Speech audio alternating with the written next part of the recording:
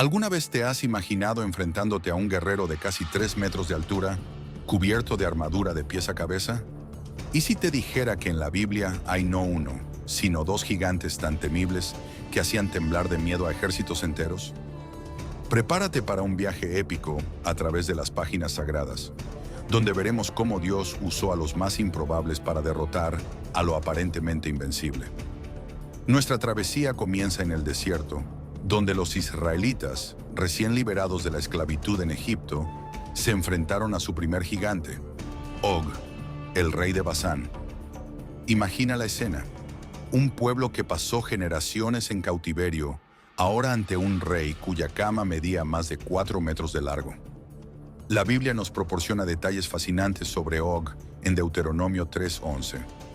Pues únicamente Og, rey de Basán, había quedado de los refaítas. Su cama, una cama de hierro, no está en Rabá de los hijos de Amón. Su longitud es de 9 codos y su anchura de 4 codos, según el codo de un hombre. Este versículo no solo nos da una idea del impresionante tamaño de Og, sino que también nos muestra cómo su fama se extendió, al punto de que su cama fue preservada como una reliquia. Og no solo era imponente en estatura, sino también en poder, gobernando sobre 60 ciudades fortificadas, cada una protegida por altos muros, puertas y cerrojos. Deuteronomio 3:5. Imaginen el terror que debieron sentir los israelitas al enfrentarse a tal adversario. ¿Cómo podría un pueblo sin experiencia militar esperar derrotar a un gigante que comandaba un reino tan vasto y fortificado? Pero aquí encontramos la primera lección poderosa. El tamaño de nuestro desafío no importa cuando Dios está de nuestro lado.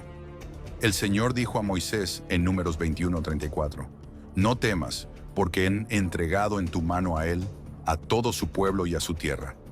Esta promesa seguramente pareció casi increíble para los israelitas, pero Dios estaba a punto de demostrar que su palabra siempre se cumple. Es interesante notar que no era la primera vez que Dios daba una garantía similar a su pueblo. Antes de la batalla contra Og, los israelitas ya habían enfrentado y derrotado a Sehón, rey de los amorreos, bajo una promesa similar de Dios. Esa experiencia previa debería haber fortalecido su fe, pero enfrentar a un gigante como Og seguía siendo una prueba formidable. La repetición de la promesa divina en este momento crucial nos recuerda que Dios es paciente con nuestras dudas y miedos, siempre dispuesto a reafirmar su poder y presencia. La batalla que siguió fue espectacular. A pesar de toda la fuerza y las defensas de Og, los israelitas, liderados por Moisés y fortalecidos por la promesa de Dios, lograron una victoria aplastante. Deuteronomio 3:3-7 nos ofrece una descripción vívida del resultado. Así el Señor nuestro Dios entregó en nuestra mano también a Og, rey de Basán, y a todo su pueblo, y lo atacamos hasta no dejarle sobreviviente. En ese tiempo tomamos todas sus ciudades. No hubo ciudad que no les tomáramos. 60 ciudades. Toda la región de Argob, ciudades fortificadas con altos muros, puertas y cerrojos, además de muchas ciudades sin muros. Y las destruimos completamente, como hicimos con Sehón, rey de Hesbón, destruyendo completamente todas las ciudades, hombres, mujeres y niños. Pero todo el ganado y el botín de las ciudades lo tomamos para nosotros como presa. Esta descripción detallada no solo sirve como un registro histórico, sino como un testimonio de la completa victoria que Dios concedió a su pueblo. La mención específica de las 60 ciudades fortificadas subraya la magnitud del triunfo, mostrando que ninguna defensa humana, por más impresionante que sea, puede resistir el poder de Dios cuando actúa a favor de su pueblo. Esta victoria no fue solo un logro militar, sino un testimonio vivo del poder de Dios y de su fidelidad a sus promesas. Imaginen el impacto que esto tuvo en la fe y el coraje de los israelitas, un pueblo que poco tiempo antes temía regresar a Egipto ante las dificultades.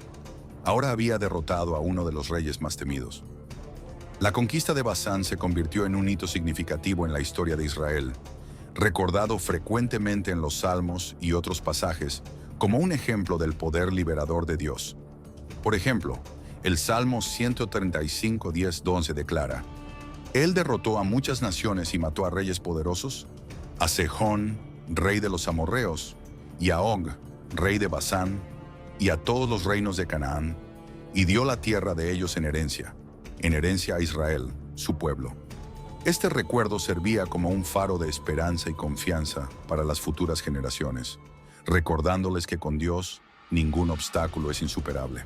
La victoria sobre Og no solo eliminó una amenaza inmediata, sino que también preparó el camino para la conquista de la tierra prometida. Basán era una región fértil y estratégicamente importante, ubicada al este del río Jordán. Su conquista proporcionó a los israelitas una base sólida para las futuras campañas al oeste del Jordán. Además, la derrota de un rey tan poderoso y temido como Og debió haber sembrado el miedo en los corazones de los otros pueblos que los israelitas enfrentarían. Esto se evidencia en Josué 2:10, donde Rahab de Jericó dice a los espías israelitas: «Porque hemos oído cómo el Señor secó las aguas del Mar Rojo delante de vosotros cuando salisteis de Egipto, y lo que hicisteis a los dos reyes de los amorreos que estaban al otro lado del Jordán, a Sehón y a Og, a quienes destruisteis por completo». Este pasaje muestra cómo la fama de las victorias de Israel, incluida la derrota de Og, se extendió, cumpliendo la promesa de Dios de poner el temor de Israel sobre los pueblos. Deuteronomio 2:25. Pero la historia no termina aquí.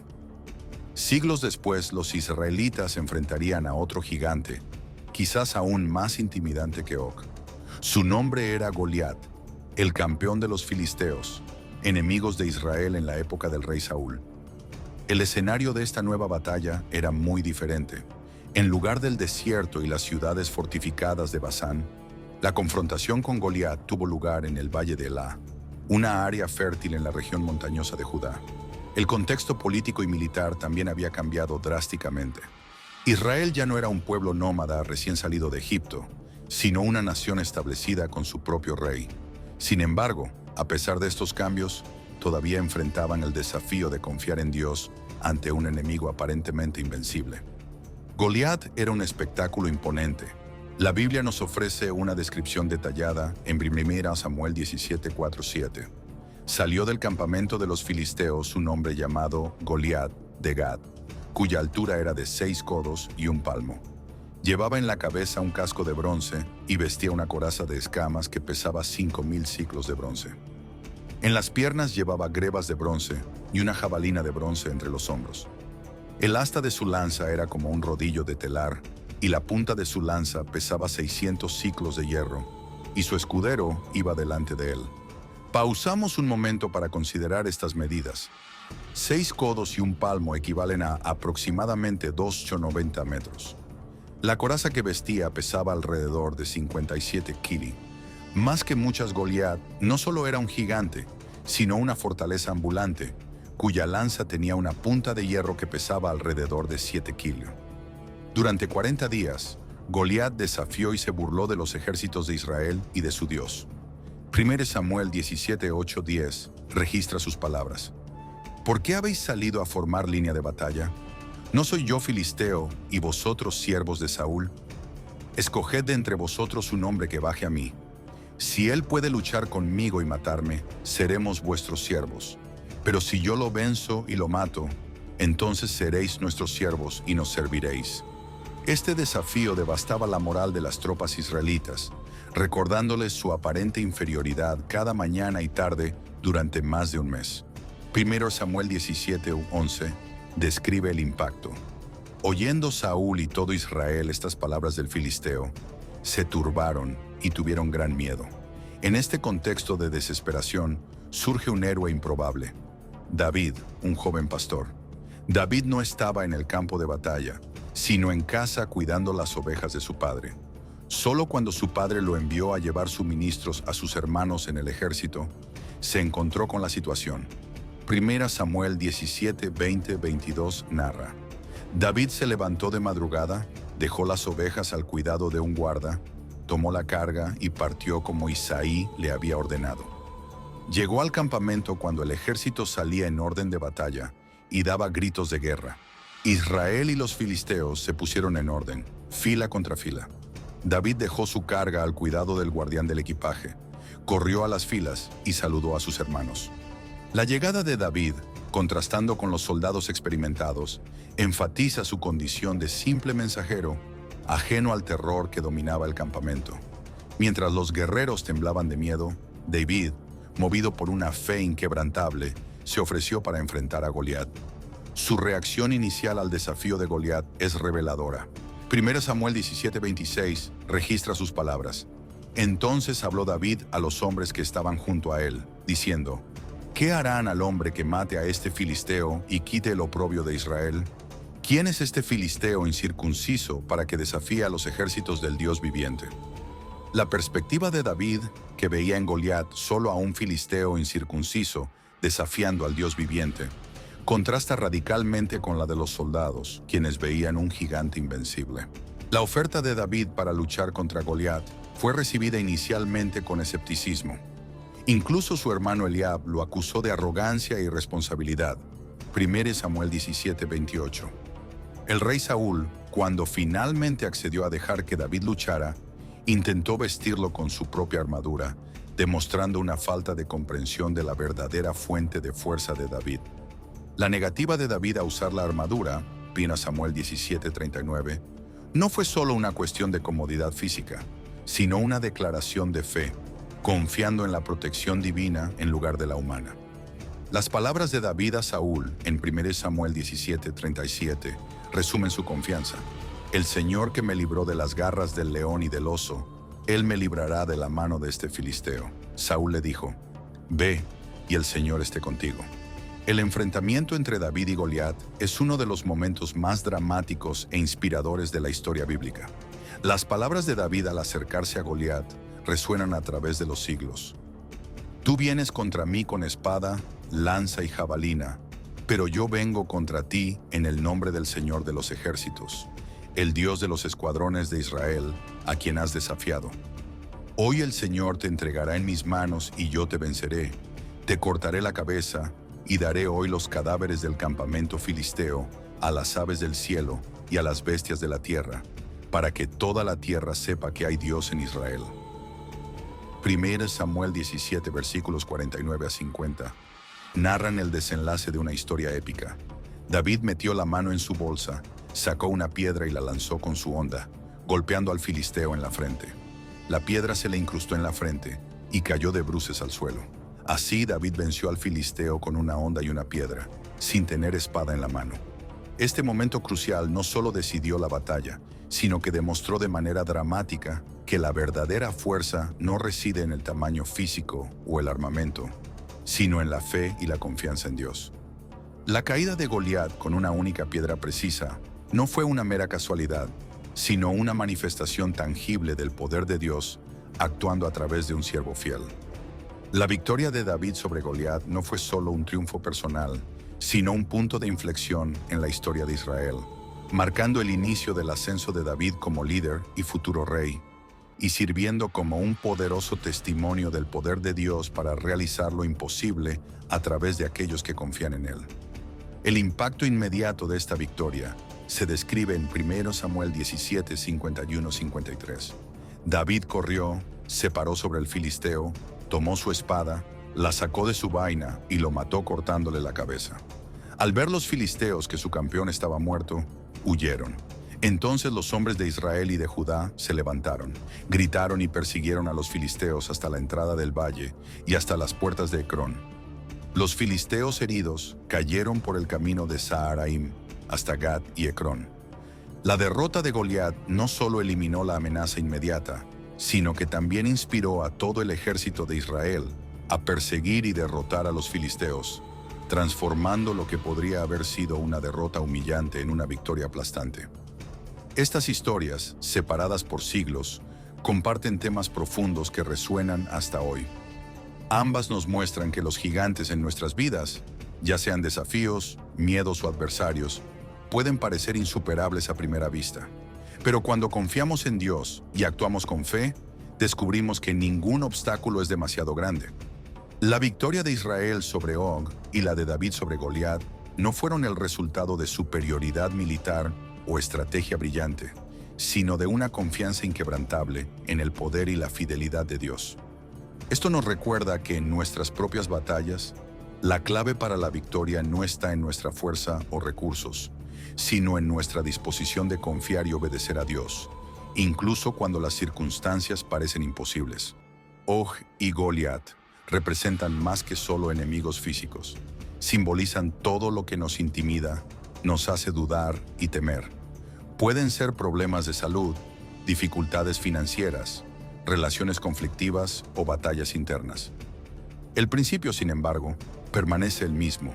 Con Dios podemos enfrentar y superar hasta los desafíos más aterradores. Así como los israelitas tuvieron que entrar en batalla contra Og, y David tuvo que dar el paso de fe de enfrentar a Goliat, somos llamados a actuar en fe frente a nuestros propios gigantes. La promesa de Dios en Isaías 41:10 resuena a través de estas historias y nos llega hoy.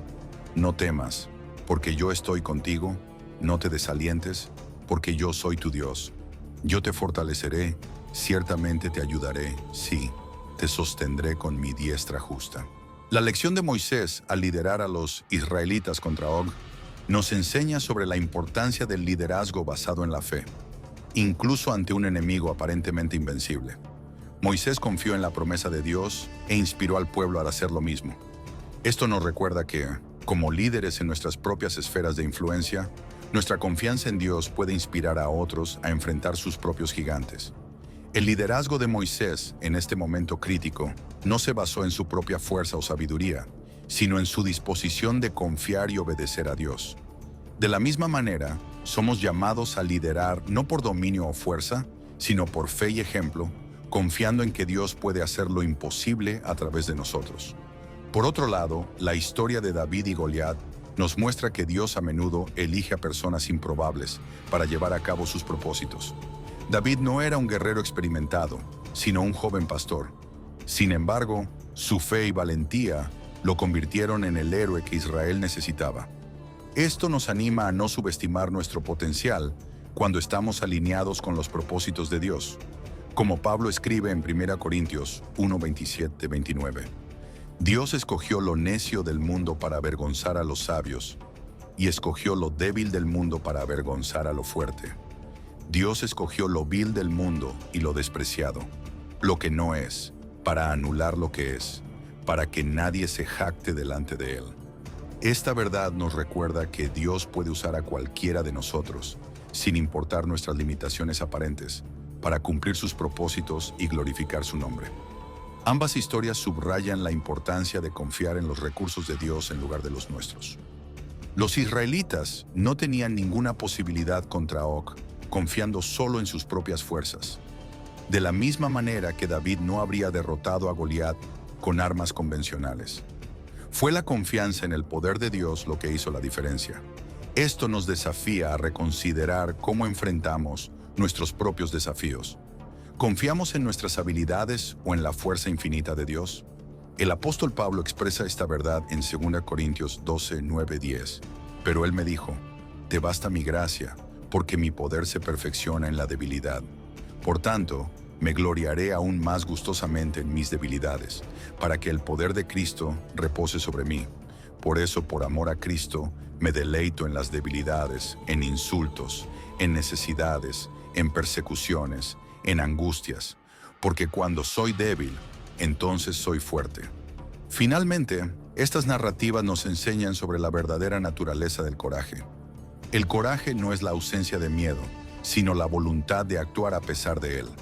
Tanto Moisés como David seguramente sintieron miedo ante sus gigantes, pero eligieron actuar basados en su fe y no en sus temores. Esto nos anima a enfrentar nuestros propios miedos, sabiendo que Dios está con nosotros, como nos recuerda Josué 1:9. ¿No te lo he ordenado? Sé fuerte y valiente. No te asustes ni te desanimes, porque el Señor tu Dios estará contigo donde quiera que vayas. Estas historias nos inspiran a cultivar un coraje basado no en nuestra propia fuerza, sino en la certeza de la presencia y el poder de Dios en nuestras vidas. Nos llaman a dar pasos de fe, confiando en que, así como Dios estuvo con Moisés y David, Él también está con nosotros, listo para capacitarnos para enfrentar cualquier desafío que encontremos en nuestro camino.